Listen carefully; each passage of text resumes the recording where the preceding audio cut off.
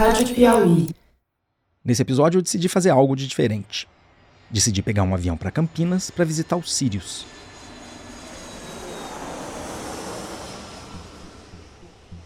O Sirius é um acelerador de elétrons que está entre os 3 melhores do mundo do seu tipo. Só na França e na Suécia tem aceleradores parecidos. É o equipamento mais caro e mais sofisticado que a ciência brasileira já teve.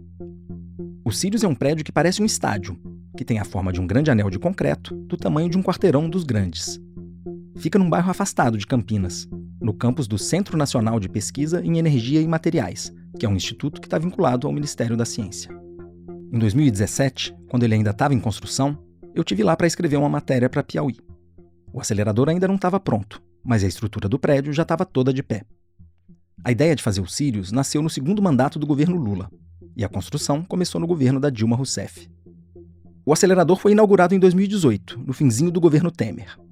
Mas os primeiros testes só foram feitos quase um ano depois, quando o presidente já era o Bolsonaro. E ele foi ao Sirius tirar uma casquinha. É como dizem, né? Quando a criança é bonita, todo mundo quer ser o pai.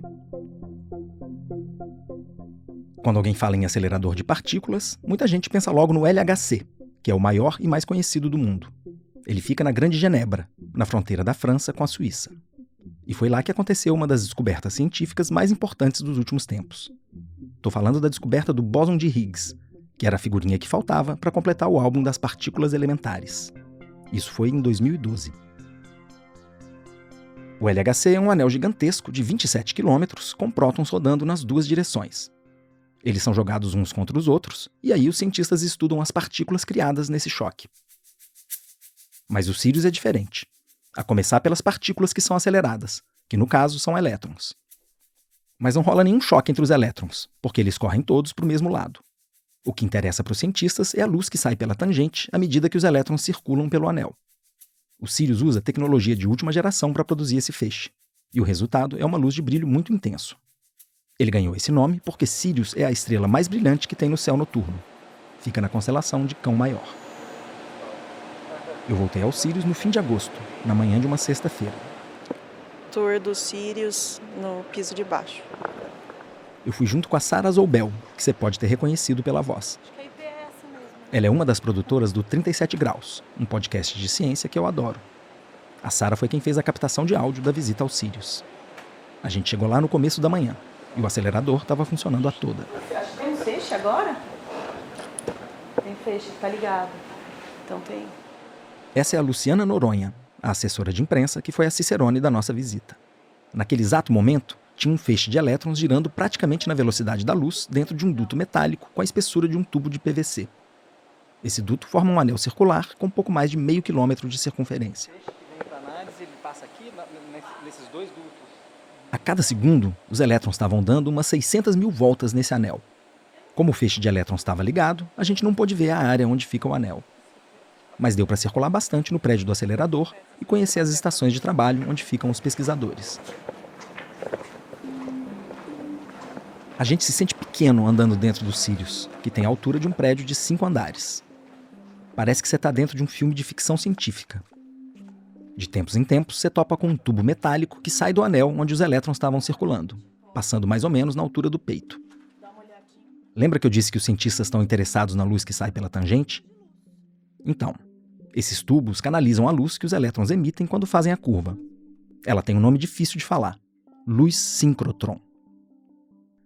Os cientistas usam essa luz para estudar vários tipos de materiais. Pode ser uma proteína, uma estrutura biológica, um fóssil, uma amostra de rocha. Nem o céu é o limite. A luz síncrotron funciona como um microscópio muito poderoso. Ela é capaz de revelar detalhes dos materiais na escala atômica, de um jeito que outros equipamentos não permitem. Foi usando um acelerador desse tipo na França que os cientistas desvendaram a estrutura do ribossomo, que é uma organela minúscula que fica dentro da célula. Essa descoberta rendeu um dos vários prêmios Nobel que já foram conquistados com estudos usando esse tipo de luz. O Brasil não tem prêmio Nobel, mas agora tem um acelerador de ponta. Mas aqui, ó, a gente tem já várias linhas montadas, né? São 14 nessa primeira fase. Dessas a gente tem 6 em funcionamento já. E as demais estão sendo montadas. Eu acho que... A Luciana está falando das linhas de luz, que são as estações de trabalho dos Sírios, onde os pesquisadores vão fazer seus experimentos. Cada uma delas é aparelhada para usar determinadas características da luz e para estudar certo tipo de materiais. Foi a Maracá primeiro, que é uma linha de cristalografia de proteínas, né, que a gente adiantou um pouco a abertura dela para conseguir colaborar na pandemia nas pesquisas ligadas à Covid. Aí depois a gente abriu 5. As linhas de luz são todas batizadas com o nome de árvores e bichos brasileiros. Aí a gente abriu a Cateretê, a Carnaúba, a Imbuia, que é essa que a gente vai acompanhar o experimento agora, a IP e a EMA. Essa aqui é a cedro. Essa é a cedro. Então essa é uma das que ainda está em montagem. Mas você deve estar se perguntando o que é que isso tudo tem a ver com meio ambiente, clima e eleições. É que no dia da nossa visita aos Sírios, estava rolando um experimento que vai ajudar a desvendar a física da atmosfera por trás do aquecimento global. E nesse episódio eu quero mostrar como a ciência é indispensável para a gente navegar no mundo da crise climática.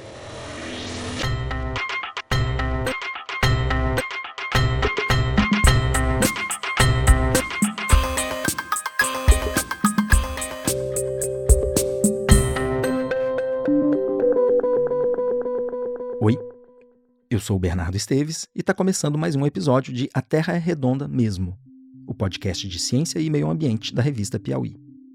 Esse é o episódio final da segunda temporada, que a gente fez em parceria com o Instituto Talanoa. A gente está olhando para os maiores desafios que o Brasil tem pela frente no mundo da emergência climática. Estamos discutindo isso na véspera das eleições, para te estimular a pensar no meio ambiente na hora de votar. E esse episódio é para a gente pensar também na ciência quando for às urnas. Isso porque ciência tem tudo a ver com política pública. A importância que os nossos governantes dão para a ciência tem um impacto muito concreto na economia, na educação e na saúde, como a gente viu durante a pandemia. A ciência devia estar na pauta da campanha eleitoral. E foi por isso que eu decidi visitar os Sírios. Oi, Tudo bem? Como é que tá? joia. Olá, pessoal. Tudo bom, Comai? Tudo bem? Esse é o Como que Raul, vai? coordenador da linha. Prazer. Renato. Tudo bem?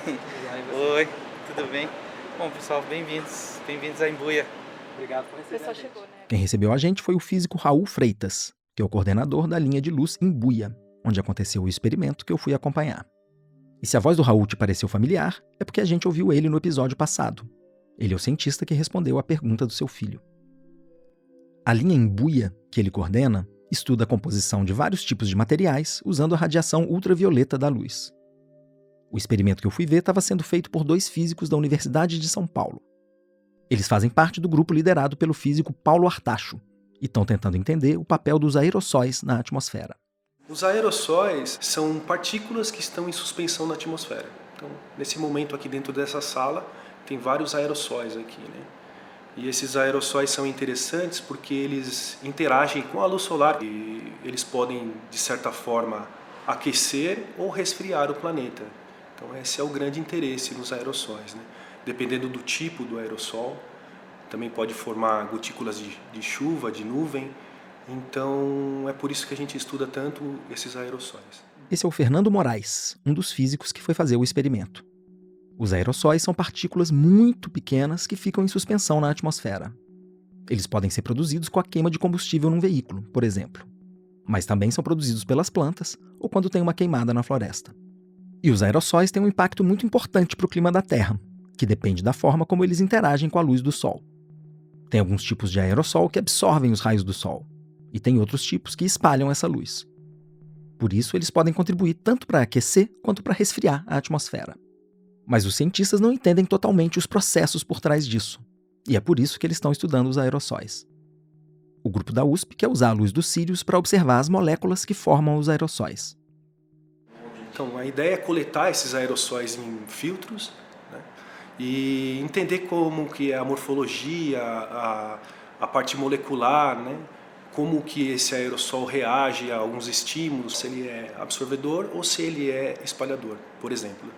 Eles querem estudar aerossóis coletados na Amazônia, na atmosfera que fica acima da floresta. Porque é um lugar mais limpo, com pouquíssima interferência humana, e ali você vai poder dizer, sem outras variáveis, como é no caso de São Paulo, como funciona a atmosfera. Por exemplo, as árvores emitem aerossóis, existem aerossóis que são transportados via transatlântico, por exemplo, coisas que vêm do Saara, que é medida na Amazônia. Então, ali a gente vai conseguir entender um processo natural, como a natureza funciona sem interferências externas, ou com menos interferência.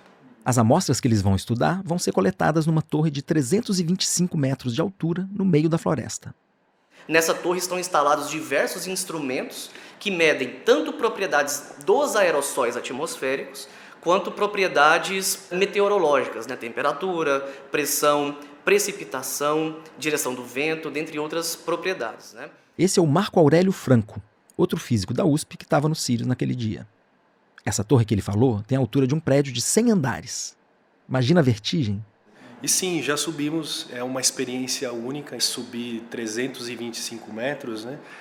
A gente que não é atleta demora 1 hora para subir, né? Não tem elevador, né? Até tem elevador, mas é um elevador pequeno. Eu pessoalmente prefiro ir de escada mesmo, né? Mas é 1 hora para subir, você vai também, dependendo da pressa, você vai aproveitando a vista, né? E lá de cima você consegue, até onde o olho chega, é um mar verde. Você consegue até enxergar diversas cores, na atmosfera mesmo, né? Às vezes você consegue observar a formação de algum vapor de água subindo da copa das árvores. É uma experiência bem interessante mesmo. No dia que eu fui ao Sirius, eles ainda não estavam estudando essas amostras da Amazônia. Em vez disso, eles estavam fazendo um teste com o material que eles tinham colhido em São Paulo. Essas amostras elas foram coletadas perto da Dr. Arnaldo, ali, né, na Faculdade de Medicina. Então é um local onde tem um tráfego intenso de veículos, né, em alguns horários. Então a gente vai poder observar bem esse aerossol urbano, proveniente bastante de veículos. Essas amostras foram colhidas com um equipamento de nome engraçado, o impactador em cascata. O impactador em cascata, ele é formado por algumas estruturas. Nessas estruturas, nós encaixamos os suportes de filtro que você viu.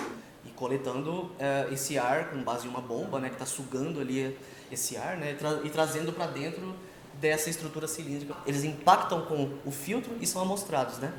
Uma parte vai ser impactada no primeiro estágio, que passar vai ser impactada no segundo, no terceiro e assim por diante. Por isso que chama de cascata mesmo. Foi pensar no fluxo de ar como se fosse uma cascata de ar. Adorei, a metáfora para a vida, né? Assim, impactador em cascata. A gente pode Os pesquisadores levaram para o Sirius 5 lâminas que eles tinham preparado com as amostras coletadas com esse equipamento. No caso, em cima tem uma lâminazinha de ouro e ali foi depositado esse aerossol. É como se fosse um filme fino. Se você olhar, é como se fosse uma sujeirinha de fuligem, sabe? O Raul Freitas pegou uma dessas lâminas para fazer uma demonstração para a gente. Saiu luz aqui. Uma luz aí, por enquanto, ainda é a luz visível que a gente usa primeiro para localizar as coisas, como um microscópio convencional. Nesse experimento, dava para ver o feixe de luz depois que ele saía do tubo e era refletido por uma série de espelhos até chegar na amostra. Eu fiquei surpreso da luz passar aqui ao ar livre, assim. Pois é. Porque a gente vê tantas, né, os dutos todos, tudo mil, achei. E outra coisa importante, nas outras linhas, você precisa ter aquela blindagem, Sim. né? A proteção radiológica, porque justamente o raio-x ele pode ser nocivo, dependendo da energia, dependendo da intensidade. Aqui você pode pôr até a mão no feixe. É de baixa potência e ele não é ionizante, enfim, é tranquilo. Depois que a luz infravermelha chegou na amostra, o Raul começou a observar uma imagem que apareceu na tela do computador. E a gente vai tentar focalizar na região ali para ver se a gente vê alguma coisa. Tá quase lá. Fazendo ao vivo, edição. No começo não dava para ver muita coisa, mas depois que o Raul fez uns ajustes, deu para ver o aerossol. Parece que tem bastante material. Tá vendo? Ó? O que nos interessa é a poeirinha. É a poeirinha. Mas esse experimento ainda não era para valer. O Raul estava só fazendo um teste para mostrar para a gente como é que a coisa funciona. E esse aqui é o procedimento que a gente vai repetir algumas centenas de vezes nos próximos dias. Os resultados desse experimento vão mostrar para eles que tipo de informação sobre os aerossóis eles podem conseguir usando a luz do Sirius. Depois disso é que eles vão medir as amostras colhidas na floresta. E como é que as análises, esse estudo que vocês estão fazendo, vai nos ajudar a entender o papel da Amazônia no processo de mudanças climáticas globais? Certo. A Amazônia, ela atua como um motor de transporte de vapor de água, né? Isso é muito importante deixar claro porque Porque boa parte da precipitação que nós temos aqui na região sudeste, que o Brasil tem no sul, até por exemplo no Uruguai, esse vapor de água, ele vem da floresta amazônica, ele é transportado por correntes atmosféricas, por ventos, digamos assim, que sopram na direção da Amazônia para o sul do Brasil. O Marco Aurélio está falando dos famosos rios voadores. A gente explicou como eles são formados no primeiro episódio dessa temporada. Então, entender esses aerossóis significa entender os processos de formação de nuvens nessas regiões menos impactadas pela ação do homem, e isso tem um impacto diretamente na precipitação, no transporte de vapor de água. Quando você, por exemplo, desmata uma região, esse desmatamento ele impacta na produção de nuvens, ele impacta na relação, no equilíbrio entre a floresta e os aerossóis atmosféricos e os processos atmosféricos que acontecem ali, e isso tem um impacto direto no sul do Brasil. E por que vocês deram aos Sírios fazer essas medições que vocês estão fazendo? Esse laboratório aqui é uma joia, do Brasil. A primeira vez que a gente entrou aqui ficou completamente impressionado com essa estrutura. Tivemos a oportunidade de visitar outros laboratórios em outros lugares do mundo e aqui é, vamos dizer assim, tão bom quanto, se não for melhor. Então, utilizar essa infraestrutura para fazer uma pesquisa que vai trazer algo de benefício para os brasileiros e para a humanidade. Eu acho que essa é uma ideia, um grande potencial que a gente tem aqui.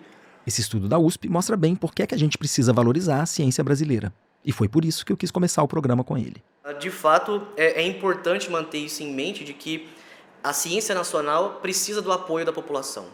De forma que a gente pode ter investimentos de longo prazo, porque essas medidas de aerossóis atmosféricos, gases de efeito estufa, análises meteorológicas em geral, elas precisam de políticas que mantenham essa continuidade. E, claro, nós, enquanto cientistas, temos que transmitir à população o que nós estamos obtendo aqui no laboratório.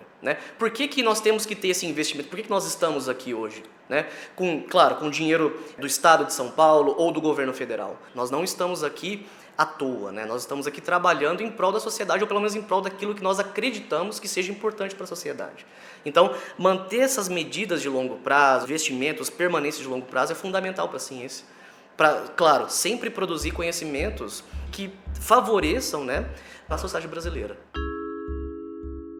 O Marco Aurélio está preocupado porque os recursos para a ciência vêm caindo de maneira quase ininterrupta desde 2012, no governo da Dilma Rousseff. Com o Bolsonaro, a gente continuou indo ladeira abaixo. A última má notícia veio no fim de agosto, quando o governo contingenciou 3,5 bilhões de reais que estavam aprovados para investimentos em ciência e tecnologia.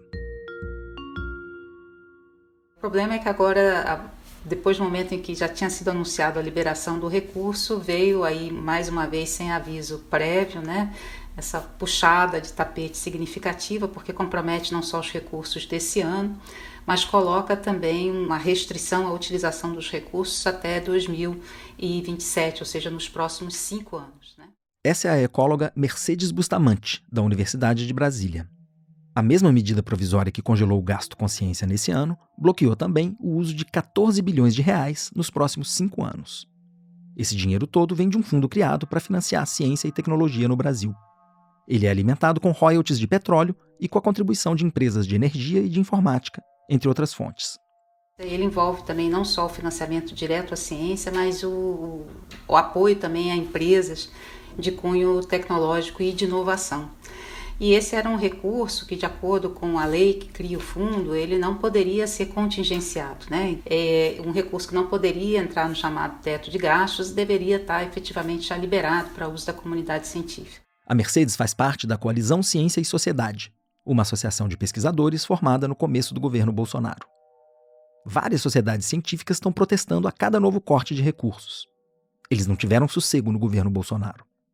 Então, no final, o que a gente tem, Bernardo, é um cansaço, um desgaste muito grande da comunidade científica, porque uma das coisas essenciais para a gente fazer ciência é você ter uma certa regularidade da entrada dos recursos. Porque você planeja experimentos, você planeja dissertações que são de 2 anos, teses de doutorado duram 4 anos, projetos alguns de média ou de longa duração. Então a previsibilidade dos recursos é muito importante para que você possa fazer esse planejamento. em todas as áreas, mas eu chamo a atenção especial aqui para a área de meio ambiente, né, que é um dos focos do podcast, porque você tem que tomar medidas do campo, acompanhando, por exemplo, a variação entre anos, a variação entre as estações, medir em diversas áreas para você ter uma medida consistente. Então, sem esse planejamento, né, você deixa de produzir ciência de boa qualidade e deixa de responder a grandes questões hoje para o país. Nesse ano, o orçamento para investimentos em ciência e tecnologia não chegou nem a R$1 bilhão. É um valor 78% menor do que foi em 2010, que foi o ano com o valor mais alto no orçamento para esse tipo de gasto. Mas os cortes para a ciência são só um pedaço da má notícia. Mas a gente teve também um impacto muito grande, uma política muito nefasta sobre o Ministério da Educação. E uma boa parte da pesquisa no Brasil, ela ocorre dentro das universidades públicas, sobretudo das universidades federais. Então é como se você quebrasse as duas pernas do sistema, né? Você quebrou o eixo do financiamento, a irrigação dos recursos que vai para as instituições, e você quebrou a perna da formação dos recursos humanos, né? Porque você diminuiu o repasse de recursos para pós-graduação. Os alunos de mestrado e doutorado representam o grosso da mão de obra de pesquisa que é feita nas universidades. Eles ganham uma bolsa de valor irrisório para fazer um trabalho muito qualificado, sem qualquer benefício. Eles não têm férias, 13º, plano de saúde ou licença maternidade. O número de bolsas não aumenta e, além de não aumentar, as bolsas estão congeladas há muito tempo. Então, como é que você hoje garante a permanência de um aluno de doutorado na universidade com uma bolsa de pouco mais de R$2.000? Ou para um aluno de mestrado com uma bolsa de pouco mais de R$1.000? O recurso é claramente insuficiente para a manutenção, né, desses estudantes com dedicação exclusiva. Com essas condições, não é de se espantar que tenha muito cientista indo trabalhar no exterior. Tem um efeito triste dessa crise, é a evasão de cérebros. Cada vez mais nós tomamos conhecimento de mais um estudante recém-doutorado ou recém-pós-doutorado que foi para o exterior e que não tem plano de voltar, porque não tem perspectiva de emprego, de concursos e, principalmente, não tem nem apoio para fazer pesquisa. Esse é o físico Sérgio Rezende, que é pesquisador da Universidade Federal de Pernambuco. Então, o resultado dessa crise na ciência é um resultado que compromete o nosso futuro, porque nós formamos uma pessoa no ensino fundamental, no ensino médio, no curso superior, no mestrado, no doutorado, às vezes até no pós-doutorado, tudo bancado pelos nossos impostos, pelo povo brasileiro, e a pessoa não tem condições de ficar aqui e vai para fora. Então, a situação de hoje é dramática, Bernardo. O Sérgio foi ministro da Ciência por mais de 5 anos durante o governo Lula. Nesse período, ele continuou publicando artigos científicos em revistas de alto nível. Ele foi um ministro muito admirado pelos colegas cientistas, talvez porque conhecesse por dentro a realidade da pesquisa. Mas o maior motivo da admiração é que aquele foi um tempo de vacas gordas para a ciência. Em épocas de mais recursos, muitos grupos no Brasil compraram equipamentos sofisticados, muitos, né? E um equipamento desse tem um defeito, dá um problema, a pessoa não tem recursos para pagar o conserto, a manutenção. E se tem uma coisa que deprime o cientista, o estudante, é ver um equipamento caro, parado, que ele não consegue usar. O outro efeito é não poder comprar outros equipamentos, mesmo que menores, né? E além dos equipamentos, os cientistas que fazem ciência experimental, na física, na biologia, na ciência de materiais, nas engenharias, eles precisam de, que a gente chama material de consumo, insumos. Os insumos são produtos químicos, materiais, cristais, e as pessoas, às vezes, têm o equipamento funcionando e não tem recurso mínimo para fazer compras. Isso é resultado da falta de recursos federais. O tempo da ciência é demorado. Fazer pesquisa de ponta depende de um investimento contínuo e da formação de recursos humanos. E para formar um cientista pode levar 10 anos ou mais. A gente ainda vai ver o efeito desses cortes na produtividade da ciência brasileira nos próximos anos. Sem falar que a gente periga perder a capacidade de reagir à emergência climática, como lembrou a Mercedes Bustamante. Mas a gente tem algumas outras questões para as quais a gente ainda não tem resposta, né? Então, como é que a mudança do clima vai afetar os sistemas naturais o Brasil? Como é que vai afetar os sistemas manejados? Como é que a gente estabelece estratégias de adaptação que sejam adequadas aos impactos que nós vamos sentir, né? E consegue fazer um planejamento dentro do país. Para isso você precisa de boa ciência associada a isso. A Mercedes usou uma imagem muito ilustrativa para explicar o papel da ciência no meio dessa crise. Então, quando a gente não tem o recurso aplicado para isso, você coloca o país dentro de um turbilhão de mudanças, sem ter um planejamento, sem ter um mapa adequado de como você vai sair desse labirinto. Eu gosto muito dessa analogia da ciência com a cartografia. Então, você quer sair do ponto A e ir para o ponto B, você tem diferentes rotas. A ciência vai te mostrar quais são essas rotas, quais são os buracos no meio do caminho, onde é que tem mais quebra-mola, onde é que a estrada talvez seja mais suave, onde é que você vai gastar menos tempo. A decisão é da sociedade, qual rota ela vai tomar. Mas o ideal seria que ela tomasse essa decisão amparada pelo melhor mapa possível. Aquele mapa que trouxesse efetivamente quais são as consequências de cada uma dessas rotas e qual é o tempo necessário para chegar no ponto que você quer chegar. Sim, quer dizer, a gente enfrentar a emergência climática sem ciência é fazer um voo cego, né? Sem mapa, como você está dizendo. Voo cego sem mapa e com o motor rateando também, né? Porque vai faltar quem conserte o motor, né? E vai faltar quem trace uma rota adequada, né? É por isso que a gente devia estar falando de ciência nas eleições. Eu acho que a política científica ela tem que estar no centro, né, da discussão do país, né? A gente não vai avançar se a gente não tiver uma agenda científica muito robusta, né? Eu falo, a ciência ela tem a capacidade de trabalhar as grandes questões atuais, mas ela nos permite também ver questões que vão ser importantes no futuro, para as quais a gente ainda talvez não esteja colocando a devida atenção, né? Então, não tem futuro em quem não investir em ciência, tecnologia e inovação. A ciência brasileira está na primeira divisão mundial quando o assunto é o estudo das mudanças climáticas. Para citar só alguns exemplos que a gente viu nessa temporada, foram cientistas brasileiros que ajudaram a desvendar os mecanismos dos rios voadores na Amazônia. Foram eles também que alertaram para o perigo da gente atingir o ponto de não retorno da Amazônia, que pode significar a transformação de parte da floresta numa espécie de savana. Eu podia fazer um episódio inteiro citando estudos brasileiros sobre a crise climática.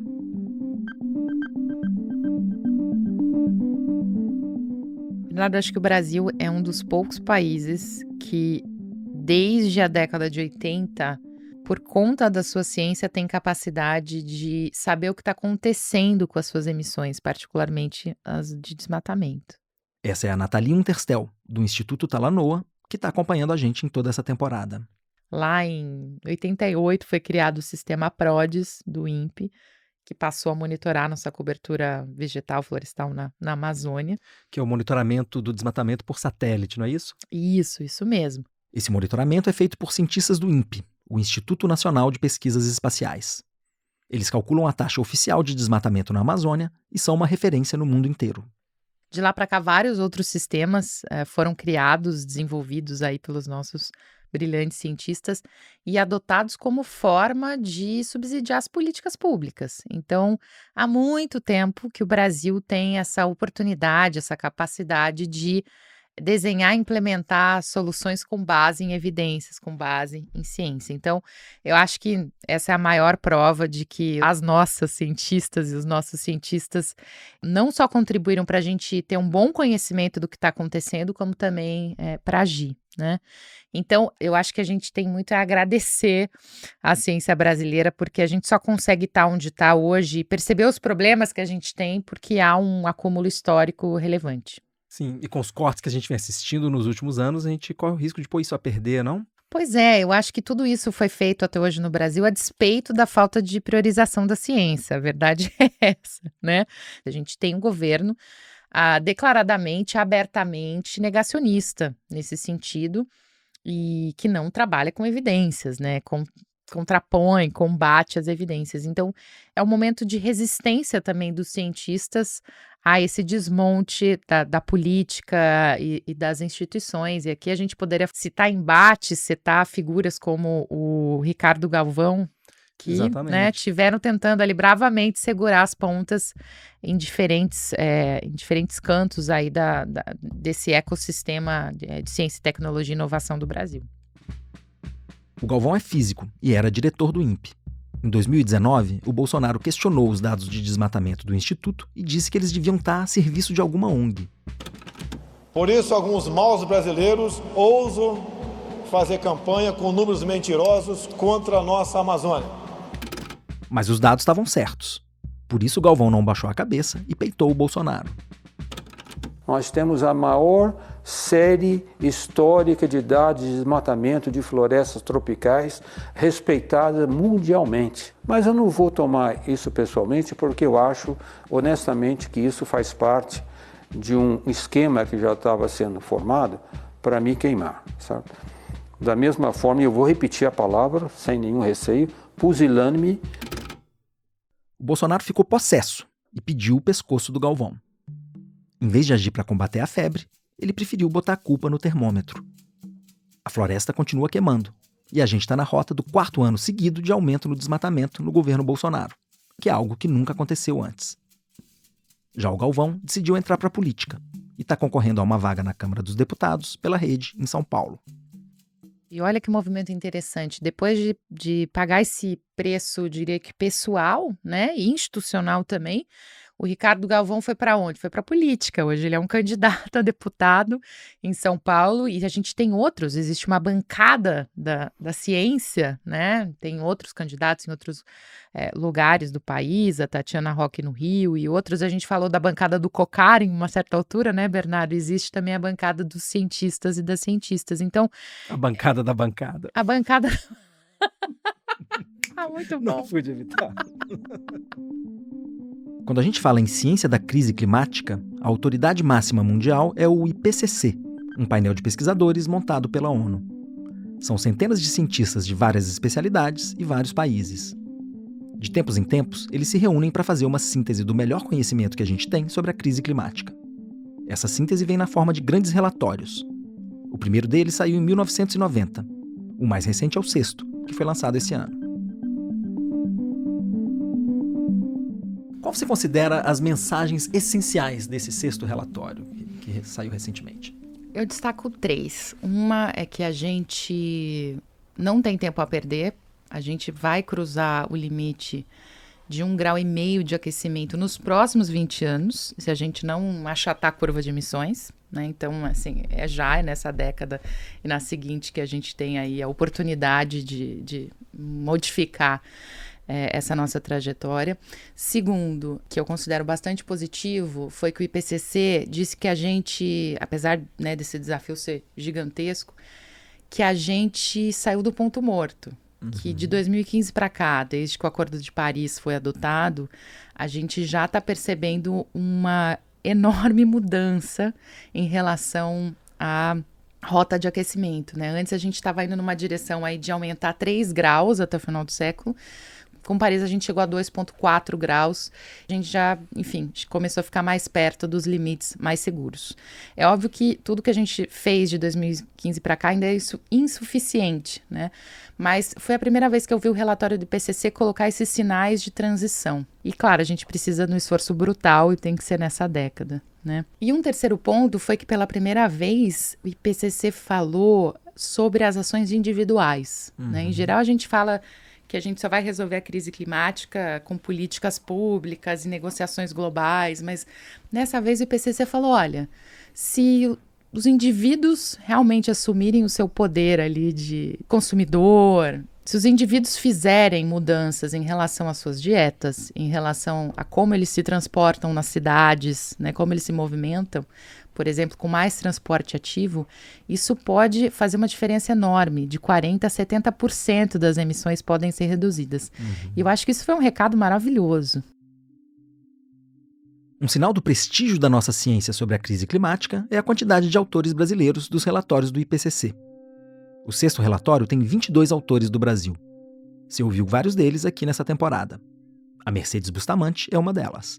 O Paulo Artacho, líder do estudo que eu fui acompanhar no Sirius, também. A Mercedes é autora do IPCC desde o 5º relatório, de 2014. Ela notou que o trabalho está tendo cada vez mais contribuição das ciências humanas.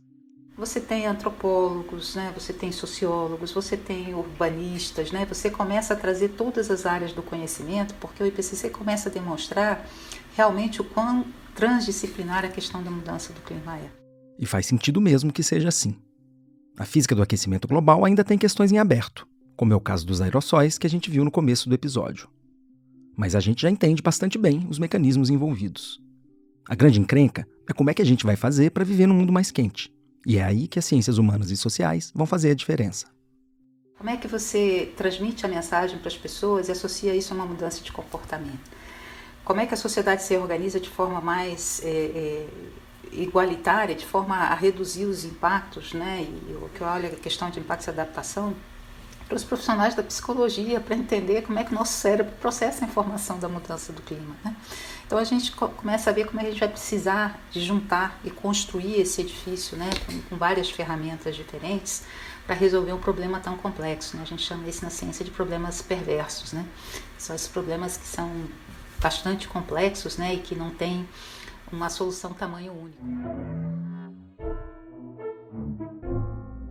O IPCC faz o diagnóstico desse problema perverso, mas quem tem o poder de agir são os governos.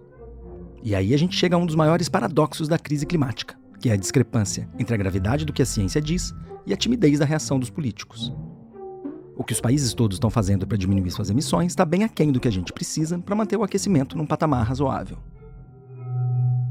A gente tem uma discrepância entre a clareza da ciência sobre isso e a lentidão dos governos, né? Tem um descompasso entre a ciência e a política. Como é que a gente pode fazer para estreitar, né, esse gap? Bernardo, tem uma cientista evangélica, entre outros atributos, que chama Katharine Hayhoe. Ela é canadense, mas mora no Texas, nos Estados Unidos, e ela vem fazendo provocações muito interessantes que eu acho que podem ajudar a responder essa tua pergunta. E uma das principais é que ela fala que a gente tem que conversar com as pessoas no lugar onde elas estão. Então, a gente tem que reconhecer os valores que elas comungam, os princípios éticos que guiam a vida delas, e não simplesmente despejar as informações científicas, porque isso não vai fazer com que elas ajam, né, positivamente pelo clima. Mas a Katharine fala muito disso. Eu acho que tem muito a ver com a abordagem que a gente tem para fazer com que a ciência seja ouvida, que a ciência seja de fato transformada em ação, seja ela política ou individual, né? Acho que a gente falhou durante muito tempo, nós todos como sociedade, em transformar a ciência em algo mais palatável, e não é à toa que hoje tem tantos divulgadores científicos, tem tanta gente, inclusive na política, né, tentando fazer com que a ciência seja cada vez mais relevante e menos assustadora. Um ponto onde a ciência pode nos ajudar a enfrentar a crise climática é apontando um caminho para a gente adotar a chamada bioeconomia. Você já ouviu esse conceito em outros episódios dessa temporada. Quando a gente fala em bioeconomia, a gente está falando numa economia baseada na exploração dos recursos da nossa biodiversidade. É uma economia que vai nos permitir criar riqueza e desenvolvimento sem precisar derrubar a floresta para isso. Ela vai precisar de todo um novo tipo de indústrias e de empresas. Já tem algumas iniciativas apontando nessa direção, mas a gente vai ter que inventar essa bioeconomia. E para isso, vamos ter que estudar a nossa biodiversidade para encontrar recursos que a gente possa aproveitar. E aqui também o Sirius pode ter um papel importante. A gente sempre enxergou que o Brasil tem uma chance muito grande de ocupar uma posição importante, né, nessa questão de biomassa, biodiversidade, para a solução de problemas relevantes para o país e o mundo, em energia, em saúde, em sustentabilidade. Então, o Sirius foi bastante otimizado para poder fornecer uma ferramenta importante para quem atua nessas áreas de pesquisa. Esse é o físico Antônio José Roque da Silva, que é diretor-geral do centro de pesquisa que abriga o Sirius. Eu aproveitei a visita ao acelerador para conversar com ele também. O Roque falou de estudos no Sirius que podem ajudar a desenvolver novos materiais ou combustíveis a partir dos nossos bichos e plantas. A evolução biológica fez com que fosse difícil desconstruir essa biomassa.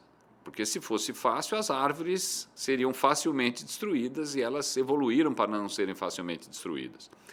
Então, a compreensão mais fundamental de como desconstruir essa biomassa, né, para gerar, né, químicos, materiais e combustíveis, ela exige avanços científicos, e essa é uma área importante que o Sirius tem sido bastante utilizado, não somente para entender a estrutura dessa biomassa, mas uma rota que também é muito interessante para o Brasil, que é a utilização da sua biodiversidade. O Roque falou de grupos de pesquisa que estão usando o acelerador para entender como alguns animais herbívoros digerem as plantas.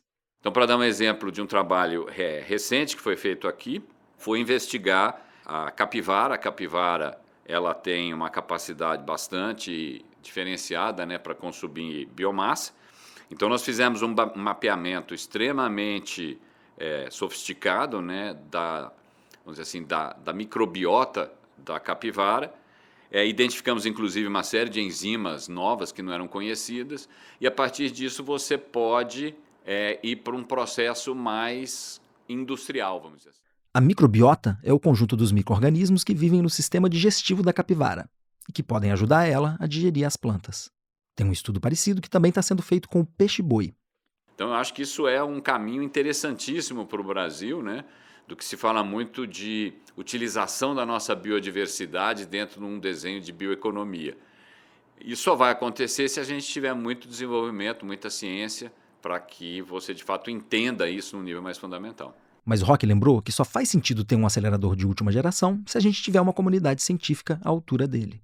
Se eu for olhar quem utiliza os Sirius diretamente e o CNPEM, nós temos os biólogos, nós temos os geólogos, nós temos os engenheiros, nós temos os físicos, nós temos os químicos, né? Então, toda essa gama precisa ter condições nos seus laboratórios de fazerem perguntas, de fazerem primeiros testes para aí poderem vir aos Sirius. Se você não tiver todo um complexo científico bem estruturado, não adianta você ter o equipamento mais avançado do mundo, porque eles não terão como gerar as hipóteses para virem utilizar os Sirius, né? É fundamental que você tenha todo um sistema muito bem estruturado e que principalmente esteja continuamente formando recursos humanos. A ciência de ponta é uma aposta de longo prazo e ela precisa de um fluxo contínuo de recursos. Quanto dinheiro o Brasil já colocou nesse equipamento? No Sirius, a fase 1 é o projeto que a gente vem discutindo há anos, né, de 14 linhas de luz, o prédio, etc. Nós devemos estar chegando perto de 2 bilhões e 150 milhões de reais.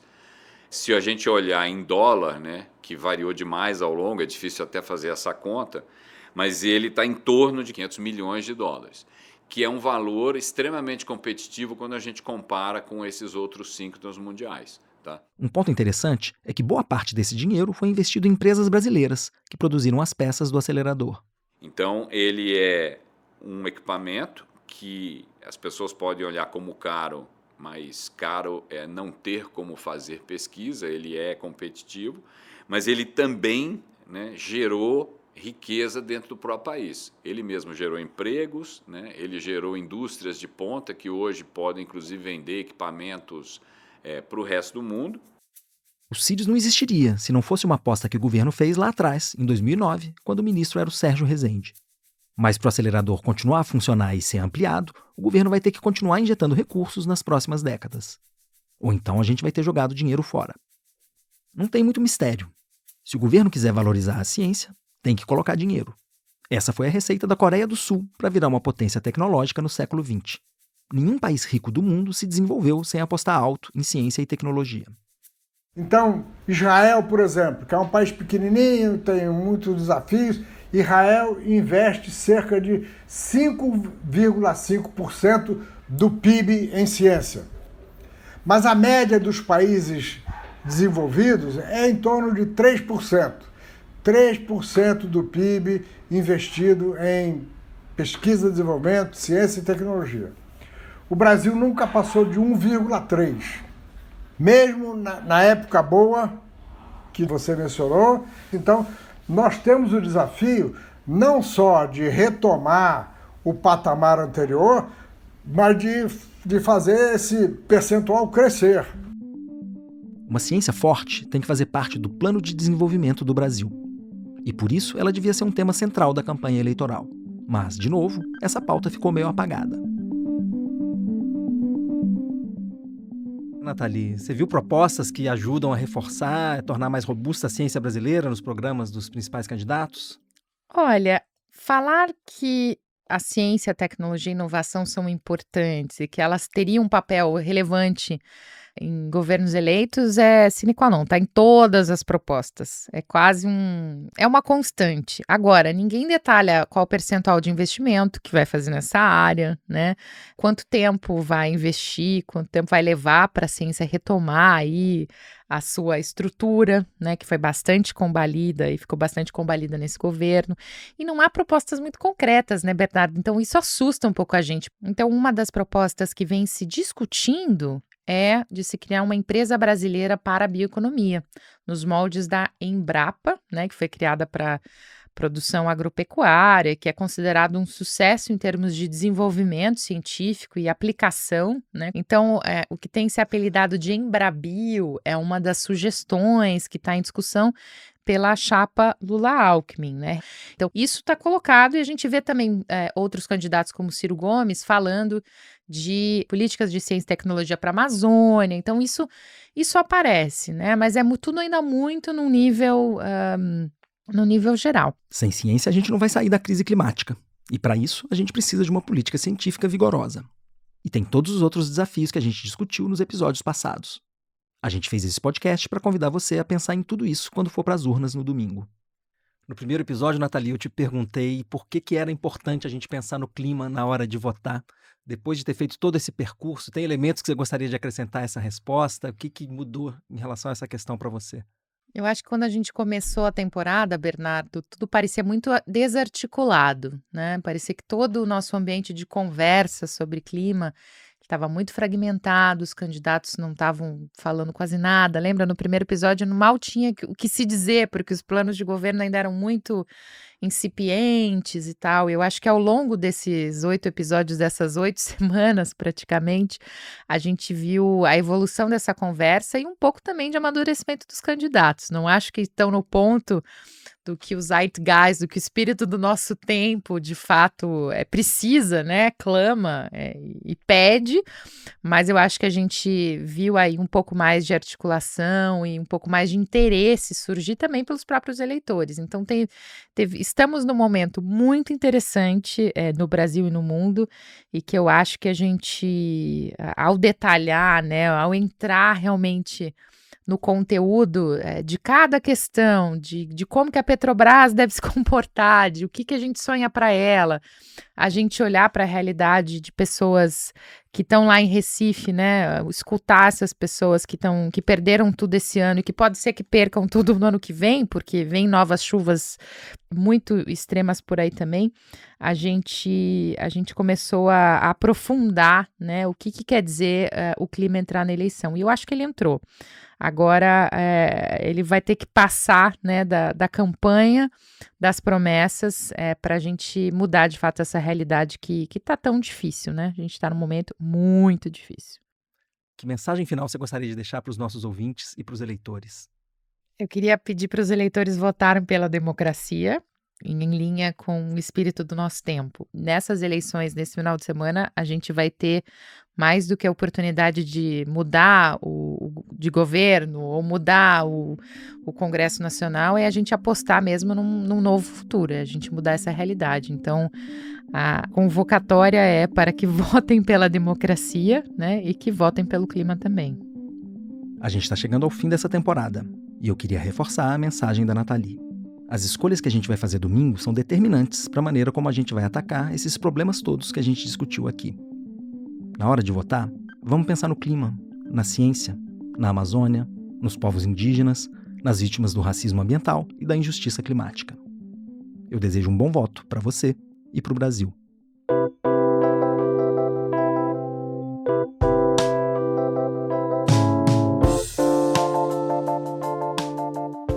Mas antes de ir embora, tem a pergunta do seu filho, o quadro em que a gente vai atrás da resposta para as dúvidas científicas das crianças. E para encerrar a temporada, tem uma pergunta ótima que chegou de Brasília.